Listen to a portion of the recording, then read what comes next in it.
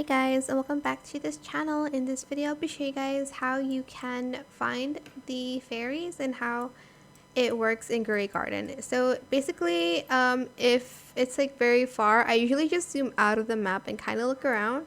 They're not very hard to find, and you're just going to get close and interact. What they do is they will go to your garden and they'll add the glimmering mutation to one of your plants here. As you can see, it's going to fly there. I'm going to select more here.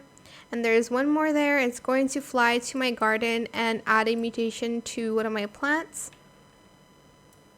Here, as you can see. And yeah, that is pretty much what the fairies are for in the Grow a Garden fairy event. I hope it was helpful for you guys. Don't forget to like, comment, share, and also subscribe to this channel if you haven't done that already. If you have any more questions about this video, just leave it in the comment section down below.